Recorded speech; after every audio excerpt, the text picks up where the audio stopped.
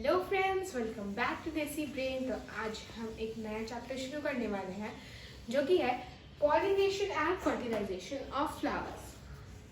इस चैप्टर को पढ़ने समझने के लिए आपको flower chapter class 9 Selina book का अच्छे से समझना पड़ेगा। और मैंने फ्लावर चैप्टर का एक वीडियो डाला हुआ है, एक नहीं 3 वीडियोस डाली हुई है, जिसमें से एक में मैंने पार्ट 2 है, 2 पार्ट है और एक थर्ड पार्ट में मैंने क्वेश्चन आंसर्स डाले हैं। उन तीनों का लिंक मैं आपको डिस्क्रिप्शन में दे दूंगी।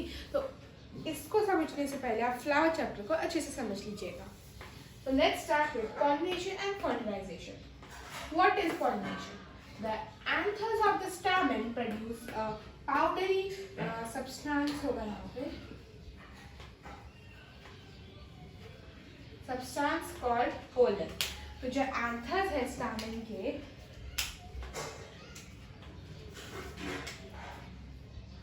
एक stamen है और उसका एंथर है। हमने पिछले वीडियो में पढ़ा था, ये जो एंथर है ये स्टैमेन्स प्रोड्यूस, ये एंथर है, ये पोलन प्रोड्यूस करता है जो पॉलिनेशन में हेल्प करते हैं।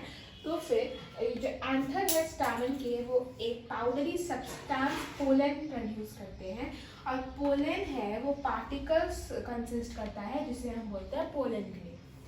ठीक है, तो एक बार हम एंथर का डायग्राम रिवाइज कर लेते हैं। ये है एंथर, वो होता है, ये पूरा एंथर है, वो 2 लोब में डिवाइड होता है, ये 2 लोब होता है। And then this anther contains 2 pollen sacs which contains pollen grains। जब ये एंथर फुल्ली मैच्योर हो जाता है, जब ये एकदम बड़ा हो जाता है, तब ये फूट जाता है, तब ये बर्स्ट हो जाता है ताकि ये पोलन ग्रेन्स लिबरेट कर सके और पॉलिनेशन का प्रोसेस, रिप्रोडक्शन का प्रोसेस कैरी आउट कर सके। Pollen grains 2 sperm nuclei participate in reproduction. एक पोलन ग्रेन जो है, ये जो ब्लू है, ये पोलन ग्रेन है। एक पोलन ग्रेन कंटेन करता है 2 sperm nuclei. 2 sperm nuclei contain करता है एक पोलन ग्रेन, और जो कि ये 2 स्पर्म न्यूक्लियाई है यही रिप्रोडक्शन में पार्टिसिपेट करता है। For pollination the pollen of a male flower should reach the stigma of the female flower and may happen in 3 principal ways. Pollination के लिए जो मेल फ्लावर है,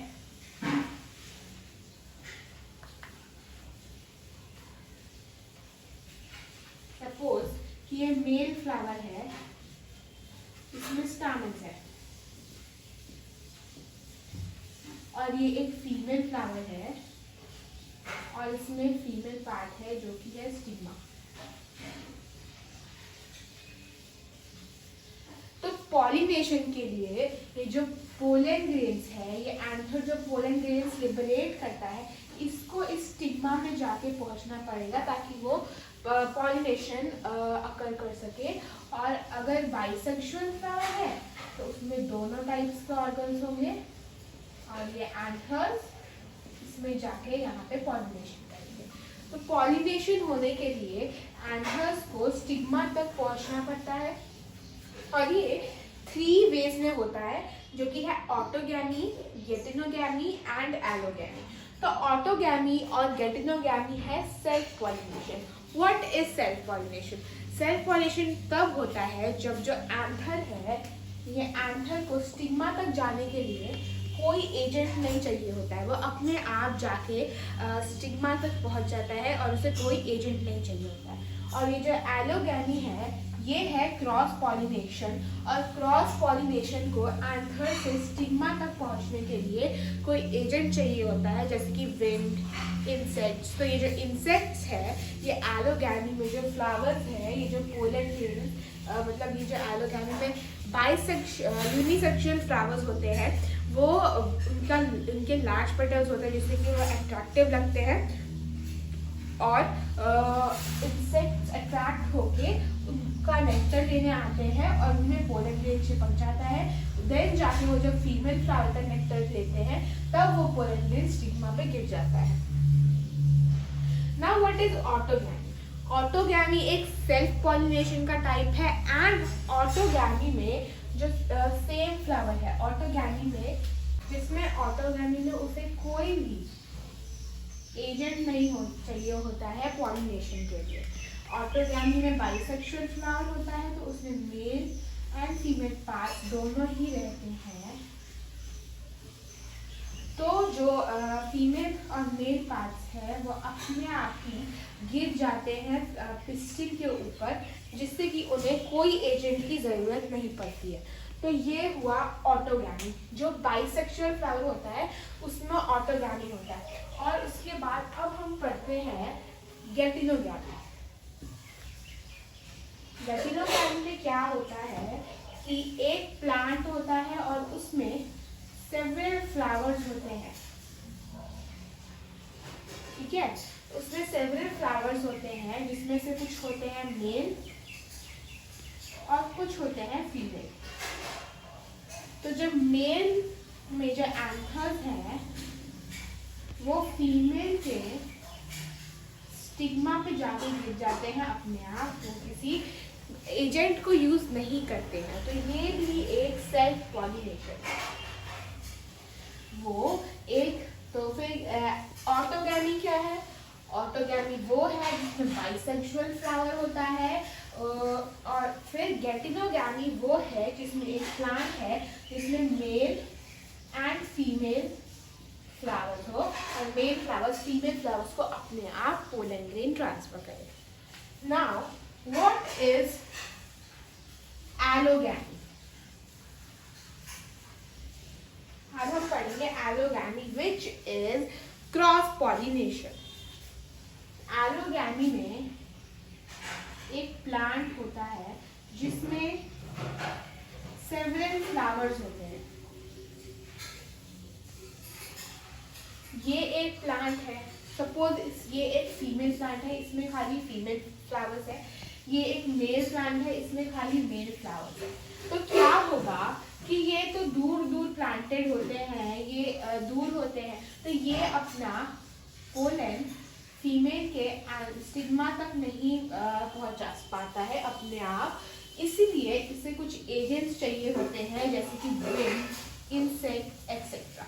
विंड, इंसेक्ट्स, वाटर पॉलिनेशन भी होता है, वो सब हम आगे पढ़ेंगे।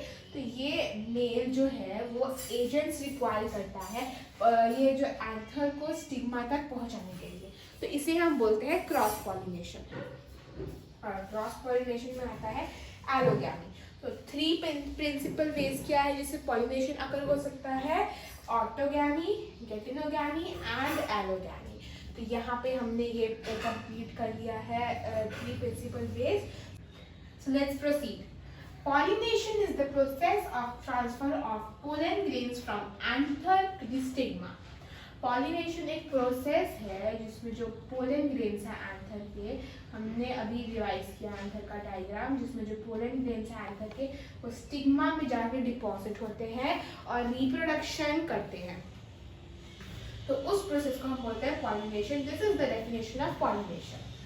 Pollination must occur between plants of the same species. अब जो pollination है वो सेम स्पीशीज का प्लांट से होना चाहिए। जैसे कि अगर एक टाइप का हिबिस्कस है, एक रेड हिबिस्कस है और वो एक स्पीशीज से बिलोंग करता है, तो उसका पॉलिनेशन एक रेड हिबिस्कस से ही होगा जो उसकी स्पीशीज से बिलोंग करता है। वो दोनों सेम स्पीशीज से बिलोंग होने चाहिए, नहीं तो पॉलिनेशन नहीं होगा। ये है, ये सेम फ्लावर में से एंथर जाके इसी पिस्टिल में डिपॉजिट हो रहा है ऑटोगैमी। इसका ये सेम प्लांट है, तो इसका ही ये सपोज ये फीमेल फ्लावर है, ये मेल फ्लावर है, तो इसका ही जो है आई मीन ये मेल फ्लावर है, ये फीमेल फ्लावर है, इसका एंथर दूसरे फ्लावर में जाके फीमेल फ्लावर में के स्टिग्मा में भी डिपॉजिट हो रहा है। ये इसको बोलता है geitonogamy. And when the flower of another flower, the stamen of another flower वो goes and deposits the pistil of another flower is called geitonogamy. Is called allogamy. और ये है क्रॉस पॉलिनेशन। लेकिन इसके लिए एक कंडीशन है कि दोनों प्लांट्स, ये दोनों प्लांट्स ए और बी सेम स्पीशीज के होने चाहिए। Let's proceed. Many types of flowering plants are grown in the same vicinity. Example: mango, guava, lychee, etc. Wild trees include neem, jamun, shisham, etc. Crops include wheat, mustard, pulses, vegetables, etc. तो क्या होता है कि बहुत सारे flowering plants, जो plants flower के through reproduction करते हैं, वो एक बहुत बड़े ऑर्कार्ड की तरह उसको उगाया जाता है। बहुत बड़े ग्राउंड में, सपोज एक बहुत बड़े खेत में उसी टाइप के ट्रीज उगाए जाते हैं। क्यों उगाए जाते हैं? ताकि उसी के जो मेल फ्लावर्स है, उसी स्पीशीज़ के मेल फ्लावर्स उसी स्पीशीज़ के स्टैमेन में जाकर डिपॉजिट हो और पॉलिनेशन हो। अगर वो अलग अलग टाइप्स ऑफ ट्रीज उगाएंगे एक खेत में, तो फिर क्या हो सकता है? सपोज ये एक मैंगो है, मैंगो का एक फ्लावर है और एक लीची का फ्लावर है। अब ये दोनों अलग स्पीशीज़ है, तो मैंगो का पोलन अगर लीची में जाके डिपॉजिट होगा तो रिप्रोडक्शन होगा ही नहीं, क्योंकि दोनों अलग स्पीशीज़ है। हमने पहले पढ़ा था कि अगर अलग स्पीशीज़ होंगे तो रिप्रोडक्शन नहीं होगा। इसलिए बहुत सारे फ्लावरिंग प्लांट्स जो होते हैं वो एक बड़े से ग्राउंड में एक ही तरह के लोग उगाते हैं। जैसे कि फ्रूट्स में इंक्लूड होता है मैंगो, गुआवा, लीची। वाइल्ड ट्रीज इंक्लूड होता है नीम, जामुन, शीशम।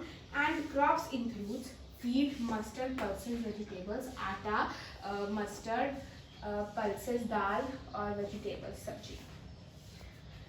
Only the pollen of same species of plant will survive and grow further to continue the process of reproduction, and the pollen of rest of the types will fail to germinate and perish. Suppose mango, बहुत सारा pollen grains जाके suppose एक insect है like honey bee, वो बहुत सारे plant में nectar choose किया है, उसमें बहुत सारे टाइप्स के पोलन ग्रेन्स लगे हैं और वो एक फीमेल फ्लावर में जाके नेक्टर चूस रहा है, तो उसके पोलन ग्रेन्स, जितने भी उसके पोलन ग्रेन्स हैं, सब उसके स्टैमेन में डिपॉजिट हो गए। अब जो पोलन ग्रेन उस फ्लावर की स्पीशीज़ का होगा वही जर्मिनेट होगा। अगर ये मैंगो है तो मैंगो का पोलन ग्रेन ही जर्मिनेट होगा। अगर लीची का पोलन ग्रेन है तो वो जर्मिनेट नहीं होगा। तो ये जो मैंगो का है वो जर्मिनेट हो जाएगा, बाकी सारे लीची, गुआवा, ब्लैकजाम या फिर कोई भी और फ्रूट के पोलन ग्रेन्स हैं वो पेरिश नहीं होंगे, वो ग्रो नहीं होंगे। Let's proceed to self pollination. इस वीडियो में हम सेल्फ पॉलिनेशन कंप्लीट कर लेंगे and then we will start with cross pollination, and total 5 parts में हम इस चैप्टर को कंप्लीट कर लेंगे। Let's start. 2 kinds of pollination होते हैं, self pollination and cross pollination. Self pollination, this is the definition of self pollination.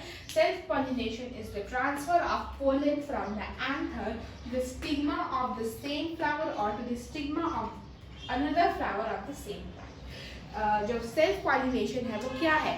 वो एक फ्लावर, एक जो बाइसेक्सुअल फ्लावर है उसका एंथर उसी के स्टिग्मा में ट्रांसफर होने को हम बोलते हैं self pollination, and this is first part of self pollination which is allogamy.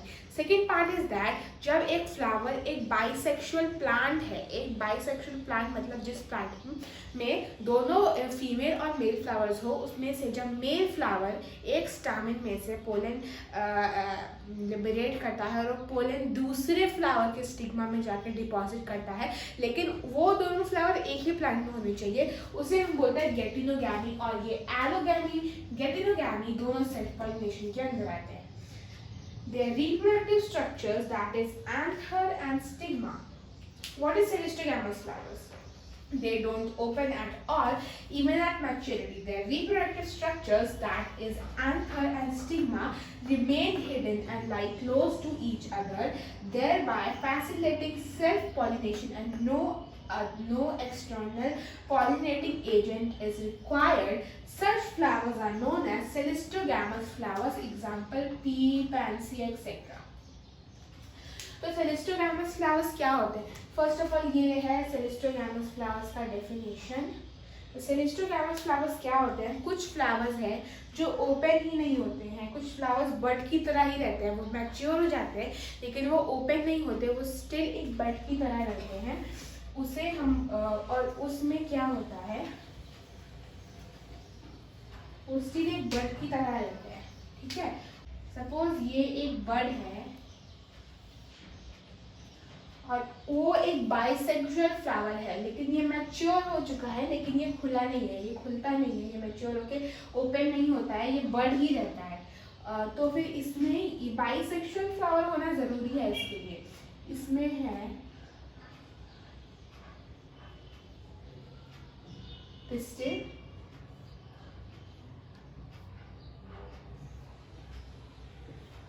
Anther. इसमें क्या होता है ना, ये एंथर थोड़े लंबे होंगे,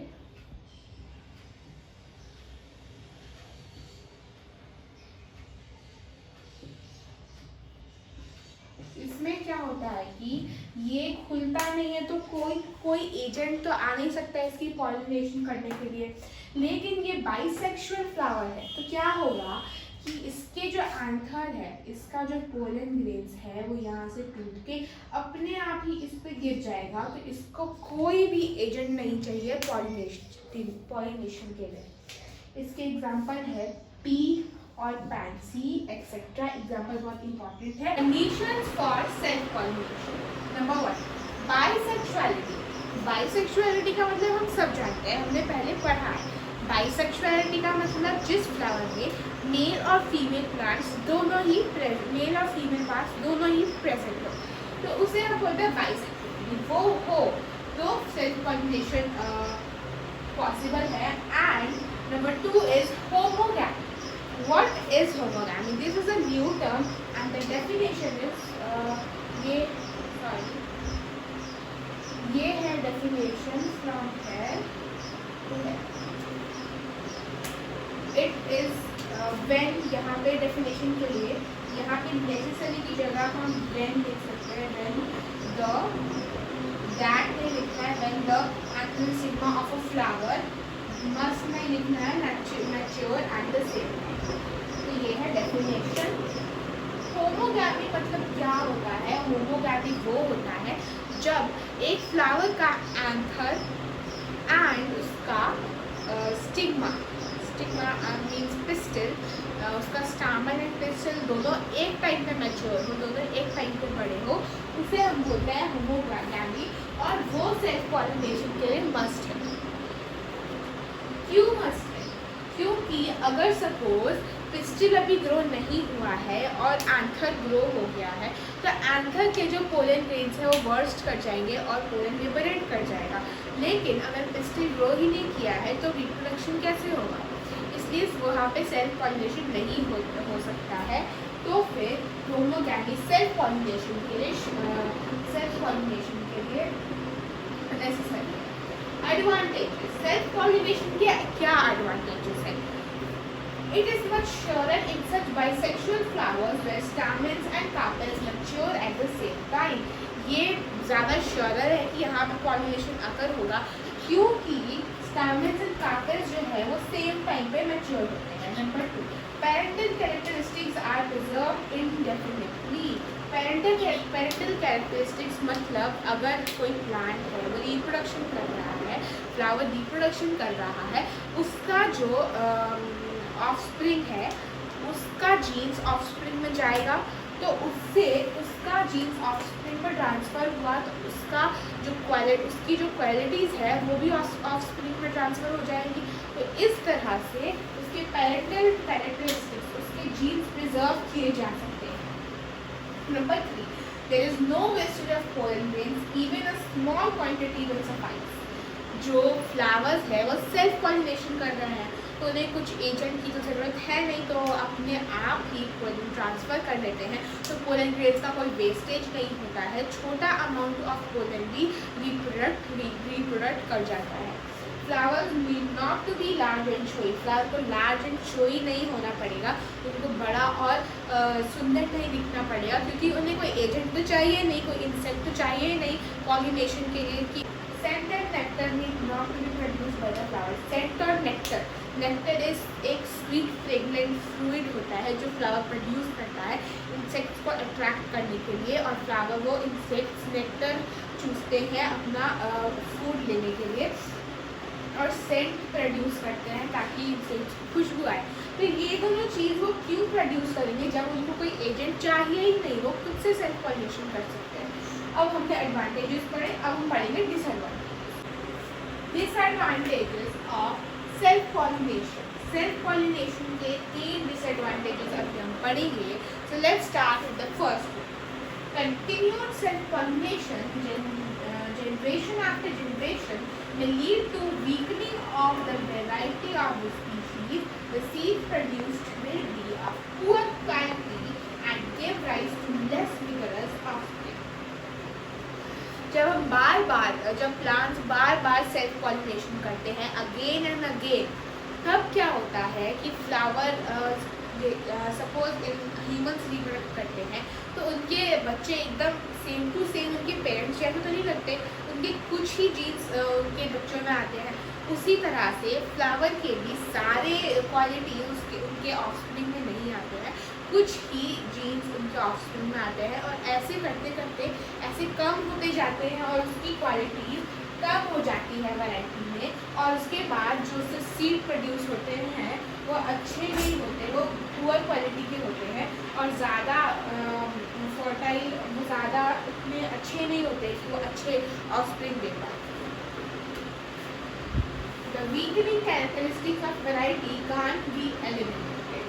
अब देखिए, सपोज एक मैंगो है, वो अच्छा फ्लेवर का नहीं है, वो थोड़ा बिटर फ्लेवर देता है, तो उसका जो उसके जो ऑफस्प्रिंग्स होंगे उसमें भी बिटर फ्लेवर के जीन्स आएंगे, तो वो जो क्वालिटी है वो एलिमिनेट नहीं हो पाती है सेल्फ पॉलिनेशन के वजह। Number 3, it doesn't leave new varieties. जो पॉलिनेशन है सेल्फ पॉलिनेशन, उसमें न्यू वेराइटीज तो नहीं निकलेंगी, क्योंकि सपोज एक फ्लावर है और वो बहुत स्वीट मैंगो है, लेकिन अगर हम उसे बार बार वही सेल्फ पॉलिनेशन के थ्रू बार वही रिप्रोडक्ट कर रहा है तो वही क्वालिटीज़ रहेंगी, हम न्यू वेराइटीज़ तो नहीं निकाल पाएंगे। लेकिन अगर उसी जगह क्रॉस पॉलिनेशन होगा तो हम एक वैरायटी और दूसरी variety of the same species को हम क्रॉस पॉलिनेट कर सकते हैं और नई वैरायटी प्रोड्यूस कर सकते हैं। लेकिन सेल्फ पॉलिनेशन में हम ऐसा नहीं कर सकते। तो इसी की तरह हमारा पार्ट 1 कंप्लीट होता है। नेक्स्ट पार्ट में will do cross pollination and till then if you like it, और अगर आपको ये वीडियो पसंद आई तो please hit the thumbs up button, and अगर आपको अपने फ्रेंड्स को इस चैप्टर में हेल्प करना है तो please share this video and stay tuned, subscribe to my channel.